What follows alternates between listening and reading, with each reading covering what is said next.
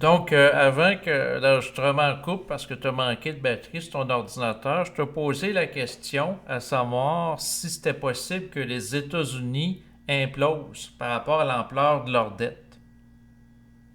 Ben, ce qui va imploser, c'est pas les États-Unis, c'est sur quoi ils sont bâtis, c'est-à-dire leur système de finances. Tu sais, je veux dire, je vois mal qu'est-ce que tu peux faire d'autre. Admettons que les États-Unis, ils tombent avec une dette exponentielle, là, puis que Mhm. là, ben, ça change quoi? Tu vois, on est fort, on fait quoi? Mais Je veux dire, tu c'est une vas-tu bonne pouvoir question. empêcher le gouvernement américain de mener son pays? Ils vont récupérer les richesses qu'ils ont, ils vont avoir pareil le. Tu peux pas mettre un pays sous curatelle.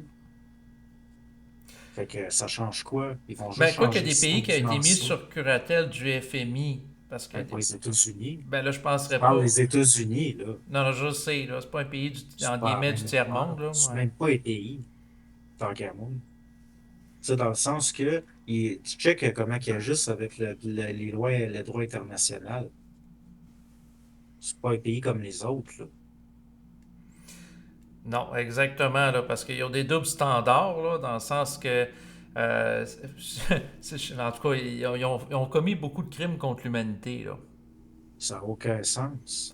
Exactement. Juste pour donner une idée aux gens, si on pense entre autres à la Deuxième Guerre mondiale, ils ont accusé le régime d'Hitler, les nazis, d'avoir commis des crimes contre les femmes, des enfants, les juifs, les camps de concentration. Ils ont fait le procès de Nuremberg. Mais les mêmes gens, ils ont envoyé des bombes nucléaires sur des populations civiles, donc sur les villes de Nagasaki puis d'Hiroshima au Japon. Ils savaient très bien qu'il y avait des femmes puis des enfants. Ils envoient les bombes pareilles et ils ne sont pas jugés à leur procès de Nuremberg pour crimes contre l'humanité, alors qu'ils ont tué aussi des femmes puis des enfants. C'est là le double standard. Regarde, là, les criminels de guerre nazis, ils ont tous été jugés. Ben non, il y a eu Van Braun que je parlais tantôt, qui a développé le concept d'Elon. Puis là, on a Elon Musk qui prend Je la relève sais. pour conquérir Mars. Le japonais, là, la section 737 en Mandchourie, il est devenu professeur émérite aux États-Unis. Ce gars-là, il a épluché des bébés vivants. Tu sais, je veux dire, il est mort comme bien tranquille. C'est un des pires criminels de guerre que j'ai jamais eu. Ça n'a aucun sens ce que les Japonais ils ont fait en Mandchourie, puis les Américains ils ont protégé ces criminels de guerre-là parce qu'ils voulaient leur connaissance sur les armes bactériologiques. Exactement. La personne peut commettre des crimes contre l'humanité si elle donne la technologie qui permet de faire des gains aux États-Unis, ils vont fermer les yeux là-dessus. C'est ça. Donc, c'est tout le temps deux poids, deux mesures. Donc, moi, l'affaire, les États-Unis, admettons qu'ils se ramassent le pays, c'est le pays le plus endetté au monde, Oui. probablement de l'univers.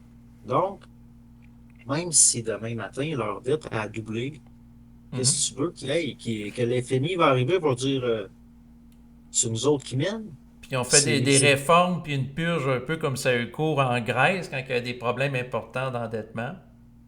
la Grèce, ça a tout le temps été, tu sais, je veux dire, c'est pas les États-Unis.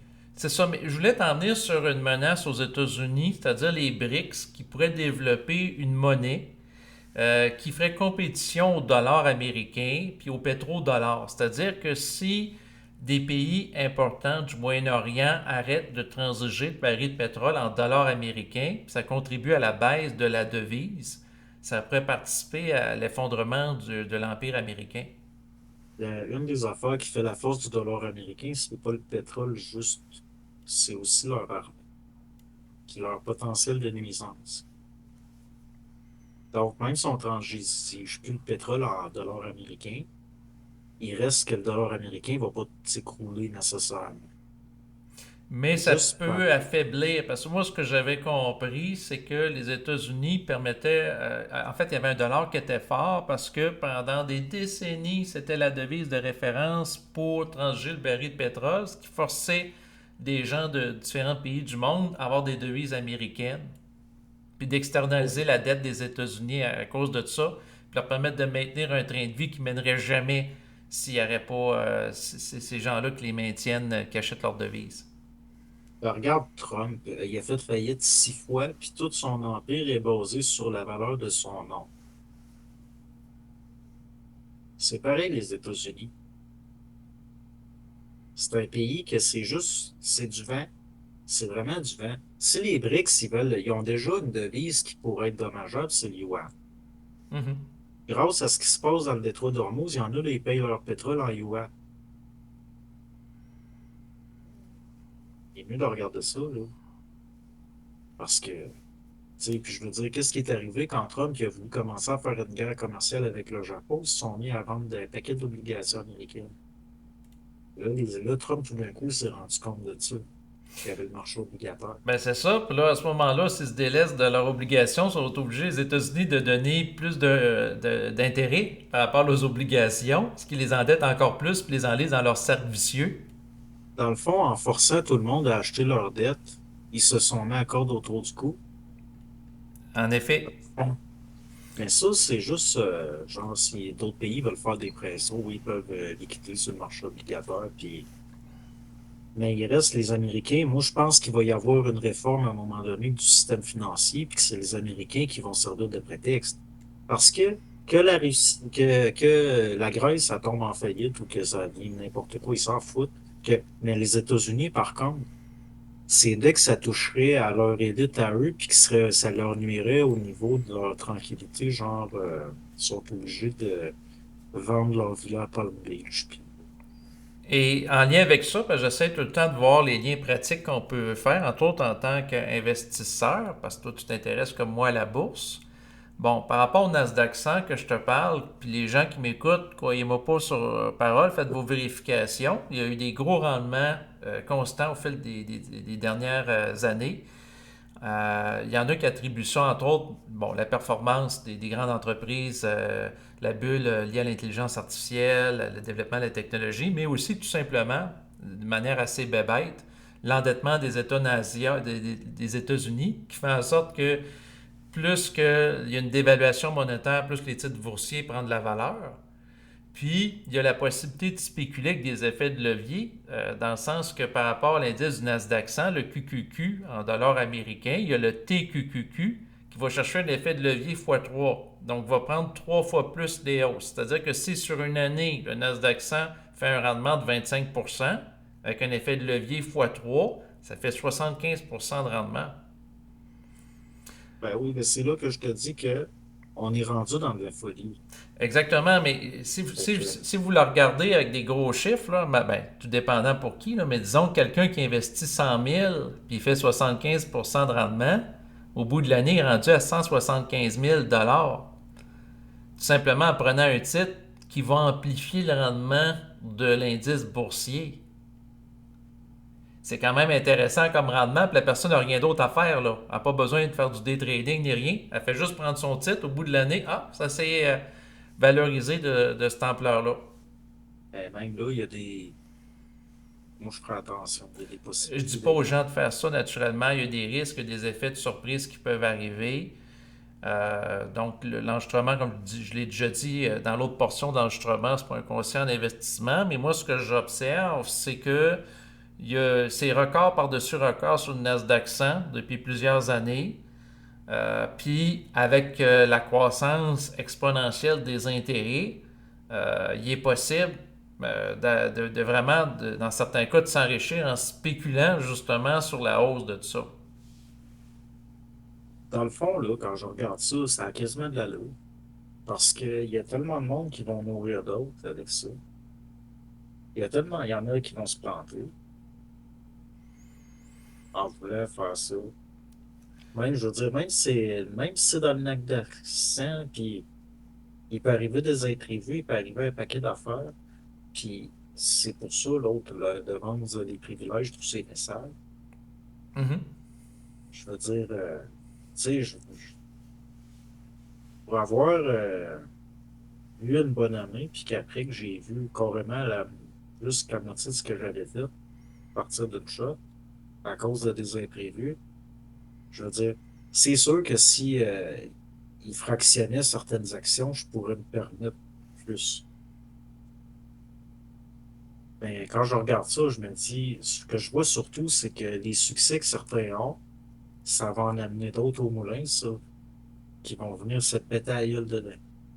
C'est ça qui nourrit le moulin. En effet, il y a une possibilité de risque, mais si on prend une constance sur plusieurs décennies, sur par exemple 50 ans pour le SP500, il y a quand même une moyenne de 10% de rendement à peu près, approximatif de 10% Et par année, avec les on peut intérêts être composés, prudent, ça représente de l'argent à maudit. mais le monde sont psychologiques. Ils vont vouloir encore dire, quand tu commences à faire de l'argent, tu vas en faire plus. Oui, il y a Ils vont l'avidité qui prendre entre en des ligne de risques. compte. Ils vont sortir de ça, tu sais, qui est un peu comme la grand-mère des vomitos, du Warren Buffett, puis ils risquent d'aller vers ailleurs. Puis c'est là le piège. Puis c'est là qu'eux autres, ils vont servir à nourrir la machine de ceux qui sont restés dans le. Puis c'est pas long, là. Allô? Oui, oui, je suis toujours là. En fait, je réfléchissais à ton propos parce que, en effet, l'avidité peut nous perdre à certains niveaux. Parce que moi, dans le fond, en fin janvier 2026, je m'attendais pas à la nomination de Kevin Walsh. Étant donné la possibilité qu'il pouvait rehausser le taux d'intérêt, ça m'a fait planter dans ce que j'avais investi par rapport au métal argent. Moi, je spéculais avec effet de levier par rapport à la hausse du métal argent. Puis il était monté à l'époque à 120 US l'once, puis il a baissé à 60, à peu près 70 l'once là, très rapidement. Là, ça a été un coup de choc à fin janvier. Ça doit être. Bah, ça doit être comme quand moi, je me suis retiré des métaux. Fait que là, moi, j'ai eu Puis, mon choc parce qu'en effet, s'il y aurait eu une baisse du taux d'intérêt, probablement que l'argent aurait continué de monter là aussi. C'est juste la possibilité que le taux d'intérêt puisse monter, qu'elle aille à l'encontre du marché des métaux, parce que les gens qui investissent souvent vont préférer les obligations, parce que ça représente à leurs yeux moins de risques, sauf si l'État fait faillite, que d'investir dans des métaux. ouais, ben c'est sûr, le marché obligatoire. Dès que, bon, mais Mais, il reste que. mais moi, ma thèse d'investissement, à savoir que le métal argent va augmenter, puis c'est juste une question de temps, moi, je demeure persuadé de ça parce que j'avais écouté des documentaires qui expliquaient qu'à chaque année, depuis en fait, je te dirais entre 3 et 5 ans, il y a un déficit entre la quantité de métal argent qui est produit et la demande qui est en augmentation au niveau industriel par rapport notamment aux nouvelles technologies, intelligence artificielle, puis les appareils électroniques qui demandent des composantes en argent. Mais le problème, c'est que l'argent, il y en a plus qu'on pensait. Chaque année, il y a des prospecteurs qui trouvent des nouvelles. Oui, mais pour Il y les en a rendre, pas mal plus qu'on pensait. Ça a joué à faire un peu. Puis il y a beaucoup de projets en ce moment qui sont en développement. Quand que ça va arriver, puis que cet argent-là tombe sur le marché, mhm, tu vas avoir une baisse mécanique, là. d'accord avec toi, mais Parce avant, qu'il y en a beaucoup qui se préparent, surtout l'Australie. Ils ont acheté un paquet de concessions minières un peu partout, ce qui est de l'argent, entre autres, là, de d'autres affaires. mhm. Puis eux autres, même que quand toutes leurs minières vont tomber opérationnelles, puis que là, ils vont devenir rentables sous le coup d'une shot, là, maintenant, je veux dire, le marché va baisser ça un peu. Là, ça va être le temps de rentrer dedans. Mais, Mais tu de sais, ce que j'ai vu, c'est que la demande va croître davantage que l'offre qui va apparaître dans le marché dans les prochaines années, notamment à cause du narratif IA, parce que les nouvelles technologies vont impliquer des composantes en argent, puis après ça, une fois que c'est utilisé, puis les appareils électroniques comme un téléphone cellulaire est jeté aux poubelles, c'est pas nécessairement récupéré. de plus en plus, ça va l'être. Je veux dire, quelqu'un qui sait comment extraire les métaux d'un téléphone, c'est très rentable. Parce que le monde les jette. Tu sais, je veux dire, des centres de tri, on en a de plus en plus. Moi, ben franchement, je pense que de plus en plus, on s'en va vers des industries, il va y avoir de la refonte. Puis de la refonte, on s'en va. L'électronique va ressembler au marché des bijoux. OK, mais c'est sûr, sur le plan écologique, du respect de l'environnement, ça serait une bonne chose, hein. Ben, ça aussi, ça en vient des technologies pour récupérer les métaux. Ça aussi, même que ça soit opérationnel, que ça rentre en marché, déjà là, tu vas avoir déjà une nouvelle, tu vas avoir sur le marché de l'argent qui Mhm. arrive, puis qui n'a pas un gros coût d'exploitation. Il n'y a pas à être raffiné, il n'y a pas à- Il y a juste à être extrait et être séparé de d'autres composantes, puis c'est tout. N'importe qui peut le faire dans son garage. Je veux dire, n'importe qui sait comment, il peut prendre un portable qui a été jeté aux poubelles, puis sortir l'or, sortir l'argent du téléphone. On sont connus les composantes qu'il y a ça. Puis même là, il y a des possibilités je veux dire, c'est même pas long, puis ça te demande, c'est du matériel rudimentaire. De plus en plus, moi, j'ai vu venir au monde aux États-Unis des petites entreprises de récupération de métaux. Mhm. Il y en a un à qui j'ai acheté un lingot, je pense que c'est de l'indium, il y a quelques années. Puis c'était une petite affaire de rien, là. C'était une espèce de garage qu'il louait. Puis, et même, il m'avait écrit personnellement, le gars, puis il me remerciait, puis tout. Puis aujourd'hui, là, il est PDG, là. Mhm. C'est rendu gros, là. Ça a grossi que je peux même plus. À cette heure, les quantités qu'il vend, moi, je peux même plus être client parce que je suis trop petit. En tant que particulier, là, je comprends. Hein. Puis, il n'est pas tout seul, il y en a d'autres compagnies de même. Là, à un moment donné, c'était toutes les composantes pour les écrans à cristaux liquides, ces affaires-là. Les métaux, il y a un métal qui a tellement un poids de fusion bas, là, ils te font des mains, là, je me rappelle plus comment il s'appelle. Le gallium. Tu sais, lui, c'est un des premiers qui a pensé, je vais récupérer du matériel médical, puis je vais récupérer le gallium. Tu sais, comme quand, je veux dire, tu sais, tu te mets des capteurs sur le cœur, Mhm. ça prend du gallium, il y a du gallium là-dedans. La valeur va augmenter, c'est sûr, parce qu'on s'en va de plus en plus vers des capteurs liés à l'électromagnétisme. Si ça continue, même, ça va être lié à des ondes, c'est-à-dire tu vas te faire scanner, ils n'auront même pas besoin de t'injecter rien. Puis ça par entre autres, ils vont te sonder, si on peut dire, un peu comme ils font pour les terrains en archéologie. Mhm. Puis ils n'auront plus besoin de. Mais il reste que lui, il a vu ce qui allait arriver. Moi, je veux dire, quand je regarde ça, souvent je vois des affaires, je le savais. Mais contrairement à lui, j'y réfléchis trop. Puis je doute. Mais lui, c'est des petites entreprises de même, eux autres, ils font pas faillite en ce moment. Non, non, c'est ça, ils connaissent un essor, surtout s'il y a une demande en augmentation pour le gallium ou d'autres métaux. Ils rachètent le stock de ceux qui font faillite. Fait que là, c'est une affaire de secteur. Mais quand je regarde ça, le marché de la récupération, à un moment donné, ça va être plus rentable de récupérer que de l'exploitation minière. Ça l'est déjà plus. C'est ça, là, l'affaire, c'est parce que le marché de la récupération, il fournit pas de la demande. Mais il reste que c'est un secteur d'avenir. C'est drôle à dire parce que moi-même, quand je regarde ça, comme je voyais les poubelles qui flottaient dans le port de Manille, là, dans le cas de Trudeau, il savait pas où envoyer la récupération, puis tout ça. Mhm. Mais ça a de la valeur pareil, puis plus ça va, plus on va s'en aller vers ça, parce que les gouvernements occidentaux, à part Trump, que lui, il baisse les lois, puis il baisse les... Mais ils sont de plus en plus sévères par rapport à tout ce qui est normes environnementales, tellement que ça va être plus facile d'opérer une entreprise de récupération de métaux qu'une minière. Ça va être plus rentable. Tu sais, je parle Bon, ben, c'est une bonne ah, c'est pas nouvelle s'il y a simple. des écologistes qui nous écoutent, parce qu'on va être plus dans le recyclage. Ah oui, ben là, ils sont en train de recycler le monde.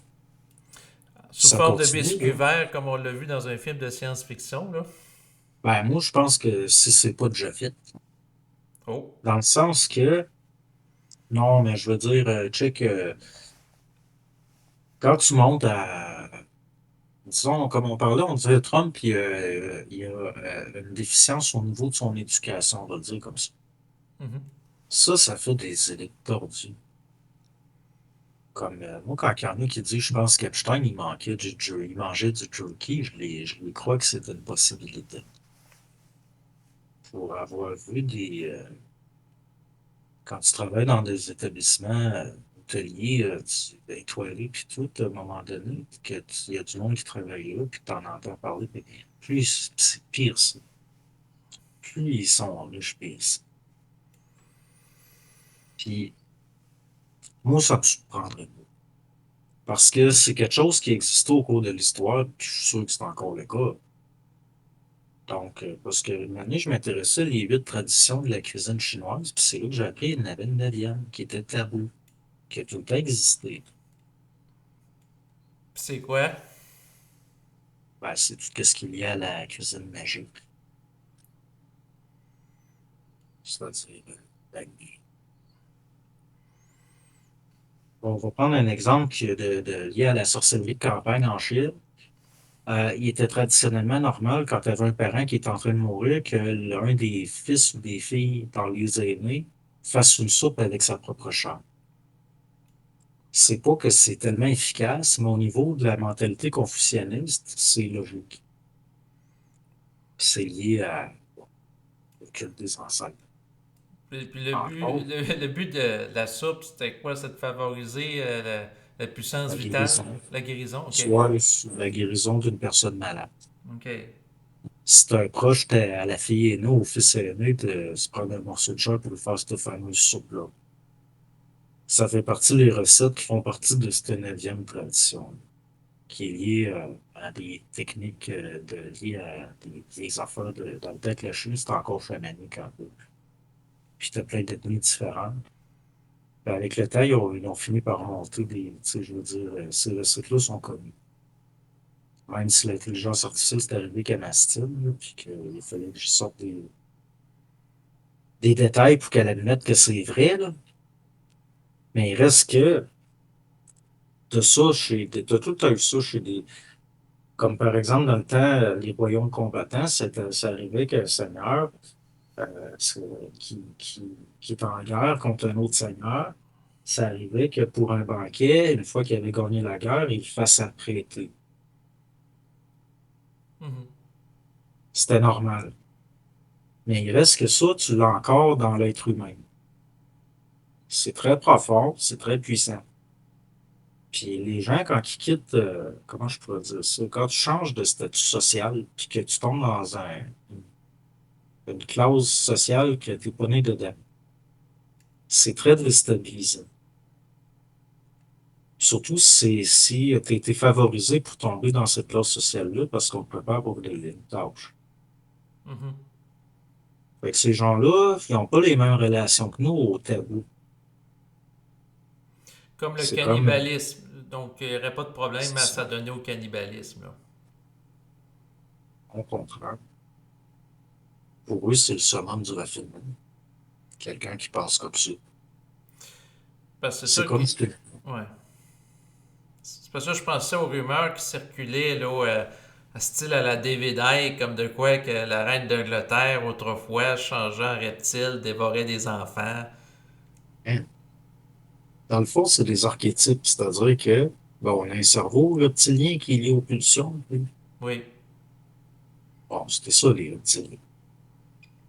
Dans le fond, là. Mais c'est devenu un archétype de la mythologie populaire, si on peut dire. Mais il n'y a pas de vrai reptile humanoïde, là. Par contre, oui, ça existe, d'une certaine façon. Mais il faut voir au-delà du symbole. Parce que les mythes et les tabous sont là pour nous protéger psychologiquement de la réalité. C'est des formes qui servent à transiger avec la réalité. On est des êtres commerciaux, puis dans un monde de transfert d'énergie. Hmm. Puis on a tout ces relationnels là. Mais quand on me dit qu'il y a une des victimes qui dit qu'Epstein, il Mhm. mangeait de la chair humaine, pour moi, c'est plausible. C'est peut-être vrai, c'est peut-être pas vrai, mais c'est pas impossible. Mais si ça donnait Parce à que la dans l'histoire, pédophilie, il peut, dans le fond, transgresser d'autres formes de tabous social. c'est ça. Puis dans la pensée euh, très ancienne, au niveau des peuplades primitives, puis leur relation avec les tabous, le plus puissant des sorciers, c'est le sorcier qui a franchi tous les tabous, puis il est dangereux. C'est pour ça qu'il est puissant, parce qu'il a transgressé Mhm. des règles, il a choisi un côté des choses qui fait de lui un prédateur total. Ben oui, parce que les autres qui respectent les règles, ils sont désavantagés par rapport à lui, qu'il peut faire tout ce qu'il veut. Et tout, il respecte les règles, mais à l'envers. Il est aussi esclave de la psyché collective que ceux qui respectent les règles. Mais il n'est pas esclave d'une morale, mais de pulsions animalisées. Ça revient à être esclave d'une morale parce que tu es obligé de l'inverser. Donc, tu en es prisonnier pareil.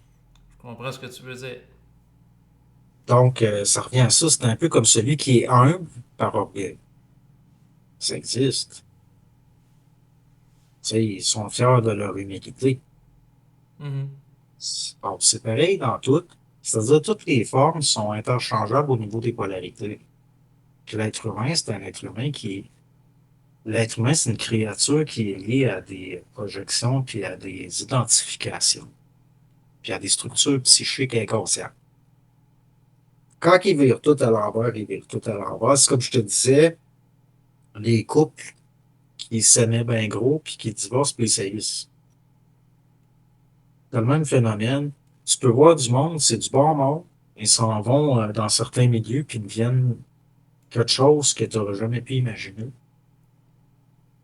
Ça arrive. Mais c'est des structures internes qui ont été brisées. On ne nous explique pas la mécanique. Il n'y a personne qui nous l'explique. Prends le docteur Mayou. Le docteur Mayou, qu'est-ce qu'il disait par rapport aux les arts? Ben, je pense qu'il y avait du mépris par rapport aux artistes. C'est pas tout à fait ça. Parce que lui, il disait, je connais rien à l'art. C'est Mhm. ça qu'il disait. Je parle par rapport à l'art en général. OK. Il y a un gros problème, là. Parce que l'art, c'est l'expression fondamentale de l'âme humaine à travers les âges. Donc, l'art, c'est l'expression de l'âme. Et le docteur Mayou, il est psychiatre. Donc, c'est un docteur de l'âme, puis il connaît pas le langage de l'âme, il y a un problème. Puis il est grave en tabarnak. Il est vraiment grave. Puis c'est pour ça que le docteur Mayou, il avait besoin d'une grosse barbe de même par rapport à sa virilité. Pourquoi? Parce qu'elle était fragile. Puis pourquoi le doc Mayou, il tripait sur Trump? Parce que c'était un être comme lui qui était d'une virilité superficielle. On est dans le tribalisme. C'est pour ça que le Doc Mayou, il voyait les Québécois comme une tribu. Il n'y a pas tort par rapport à certaines mécaniques. Mais c'est parce que lui-même, c'est un tribaliste. Mhm. Mais c'est pas normal que tu un spécialiste qui est médecin de l'âme puis qui n'a jamais eu d'intérêt pour les arts, qui est l'expression de l'âme. Non, exactement. Le Doc Mayou se définissait comme étant un spécialiste de l'étude du comportement humain. Il était très narcissique, imbu de lui-même. Il dit, il y a juste moi au Québec, le Mayou, qui dit telle affaire. Puis il était... C'est ça. Mais ce gars-là, aujourd'hui, il est décédé. Il y a eu des Oui. problèmes avec la Tu justice. sais que j'ai eu des regrets parce qu'à un moment donné, on avait eu une entrevue ensemble 2 semaines avant qu'il meure. Mhm.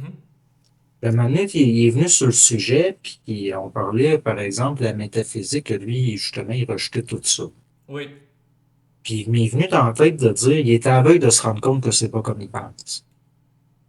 Puis je l'ai tellement regretté. Pourquoi? Parce que moi-même, je suis une sorte d'animal tribaliste, dans le sens que, par après, je me suis dit, cette intuition-là que j'ai eue était réelle. Puis si je l'avais exprimée, au lieu de la garder pour moi par peur de passer pour un fou, tout le monde aurait vu que j'étais initié qu'un contact avec quelque chose. Ça, c'est mon orgueil à moi. Oui, parce que tu l'aurais dit avant que ça arrive, tu aurais été quelqu'un qui aurait une Une prophétie qui crédité, s'est réalisée. ouais, À puis je l'ai pas différence de fait. certains ésotéristes qui nous font un paquet de prophéties au fil des ans qui ne se réalisent pas. Mais bref, pour en venir au Doc Mayou, justement, lui, c'est ça, c'est un matérialiste que je voyais comme étant grossier. Il avait mépris de tout ce qui touche à l'occulte, la spiritualité. Moi, je vais être franc, là, Oui, ça n'engage que moi. Je pense que le Doc Mayou, il avait une bonne compréhension de certaines perversions parce que lui-même, il en était. ben quand il salivait, entre autres, puis quand des auditrices, il demandait des détails croustillants par rapport à des cas d'inceste, de Il s'est tiré la pédophilie, laine. puis Il de... oubliait qu'il n'était pas à radio parce que là, il y avait une caméra qui était sur Internet. Ouais, c'est Mais il ça. oubliait. Puis là, la madame, elle sortait de taille, là, que son père, là, quand elle jouait du piano, s'assoyait à côté d'elle, là, puis il taponnait. Puis tout, là, le Doc Mayou, tu vois s'approcher, puis il est là, je suis pas tout seul qui l'a vu. Oui, mais la façon qu'il amenait ça, c'est donnez-nous des détails, là. Donnez-nous plus de détails, il en voulait La plus. différence entre le Doc Mayou Puis d'autres types psychologiques, c'est que lui, il n'a pas franchi le tabou parce qu'il y avait une éthique. Je parle pas une éthique professionnelle, je te parle en tant qu'humain. Mhm. Ça veut pas dire qu'il n'y avait pas ça en lui. Ça veut juste dire qu'il était au courant de la pulsion puis qu'il a contrôlé. Ben, moi, je l'ai vu sortir pendant ses affaires, souvent, tellement je le regardais aller, puis je me dis, ah, OK, ça explique bien des affaires. Comme quand il disait du mot, jamais je me mettrai une cravate, c'est une laisse. Ben non, ça devenait un symbole de virilité. Ça dépend comment tu joues avec les symboles, comment tu t'outilles avec les choses de la tribu. Moi, quand je me mets une cravate, c'est pas parce que j'ai envie d'avoir une cravate ou que je suis en laisse, c'est parce que je le fais pour une raison psychologique par rapport à la personne que je m'en vais voir. C'est Mhm. un outil. Oh oui. Je m'identifie pas. Mais lui s'identifiait. C'était un être d'identité psychologique. Mais Donc, pour en revenir à lui qui est décédé, qui est un matérialiste grossier, est-ce que tu penses qu'une fois décédé, sa conscience individuelle a survécu? si on peut appeler ça de la conscience, c'est sa mémoire qui a survécu. Pour que ta conscience elle survive, il faut que tu l'aies eu de ton vivant. Il faut que tu l'aies enregistré dans la matière. On ne peut pas enregistrer de quoi qui n'est pas là. Non, non, mais je veux dire, sa mémoire a survécu. C'est sûr qu'une fois qu'il est Oui, décédé, il y a mais du mémorial en grande quantité sur YouTube de c'est ses ça. enregistrements d'émissions qui Non, existent non, je te encore. parle. Quand je t'ai dit ce qui m'est passé par la tête, c'est de dire il était à la veille de se rendre compte que c'est pas comme il pensait. Donc, il ne change pas. C'est le même. Ouais, mais Il là, est arrivé l'autre bord en se rendant à cet âge, je le sais. Non, ça reste ce qui était. Pourquoi? Parce que comme un programme exactement, enregistré. mais je veux dire, c'est que lui, dans le fond, pendant toute sa vie, il a craché sur les gens qui disent qu'on va voir des êtres décédés, les extraterrestres. Pour lui, c'était tout de la de marde, il était très méprisant. Ça n'existe C'est lui son pas. vécu. C'est ça, mais si une fois qu'il est décédé, sa conscience a survécu au corps physique, à un moment donné, elle va être obligée de reconnaître qu'elle existe. Non, Pareil. parce que ce qui est enregistré, c'est la conscience qu'il y avait dans la matière. OK. Puis il l'a jamais réalisé. Il est encore le même bonhomme, sauf qu'il est puis il est encore dans un monde qui pense comprendre. OK, fait qu'il pourrait Mais devenir comme un fantôme qui va hanter un lieu qu'il connaît parce qu'il pense qu'il est encore la même personne, dans le même domicile où il résidait. ouais, mais là, on n'est plus dans l'espace topologique comme nous autres on le conçoit. Ben, je parle d'un C'est comme espace des par... programmes informatiques un peu. Ça OK. ressemble à ça. L'astral, ça ressemble à ça. Tu venais à bout de me faire parler de ça, mais il reste que c'est un simulacre de notre monde. Puis que les consciences, entre guillemets, qui se ramassent là-dedans, ils ne le réalisent pas nécessairement. Ben, c'est parce que des fois, il y a des cas qui sont décrits, par exemple, d'entités qui seraient liées à des gens qui ont déjà vécu dans un lieu passé, en lien avec un traumatisme, puis ils ont resté attachés là. Donc, la personne, admettons, est morte pendue dans une maison, puis là, elle entrerait le Là, lieu dans les années qui suivent. ben là, attention, est-ce que c'est un phénomène spiritoïde ou une vraie hantise? C'est-à-dire, qu'est-ce qui habite les lieux de mémoire enregistrée? Il y a un événement traumatique que finalement un percipient va réveiller par sa sensibilité nerveuse ou il y a vraiment une mémoire entre le lieu autre avec une conscience? Là, je suis plus sceptique. Non, tu as raison, parce que ça peut être une manifestation catalytique d'extériorité de l'individu. La Terre est électromagnétique. Oui. Elle enregistre les événements qu'elle veut ou pas. Hmm. C'est un peu comme le ruban magnétique d'une cassette VHS. Un jour, si vraiment on atteint certains stades de civilisation, on va dire cosmique, puis là, ce que je dis là, c'est juste de la spéculation, on met juste une idée profonde là. Un jour, on va être capable de lire l'histoire d'une planète par sa magnétosphère. Parce que le vécu de la planète est enregistré dans sa magnétosphère. C'est peut-être ça qui se passe, les phénomènes de hantise. Des fois. Là, je parle de certains phénomènes, comme quand les gens voient une scène répétitive qui se répète tout le temps. Mhm. Parce que ça de... Puis là, le pire, c'est que le Doc, moi-même, je suis tout le temps sceptique. Je suis même plus sceptique que le Doc Mayo, parce que le Doc Mayo, lui, il était dans la certitude. Ce qui n'est pas mon cas. Ce que je sais pas, je le sais pas. Ce que je peux pas vérifier, je peux pas. Donc, je suis pas sûr. Là, l'affaire, c'est que, ben, quand je regarde ça, puis tout, là, comme là, Moi, à un moment donné, toute ma vie, d'une façon qui défie les statistiques, chaque fois que je marche sur la rue, des fois, dans certains états, j'éteins les lampadaires. Puis je ne sais pas pourquoi, je comprends pas le phénomène, mais c'est toi qui m'avais appris qu'il y en a d'autres qui font ça. Oui. Là, il arrive les LED, puis pendant proche 6 7 ans, ça marche plus. Ça vient de recommencer récemment, puis je ne sais pas pourquoi. Là, j'éteins les LED.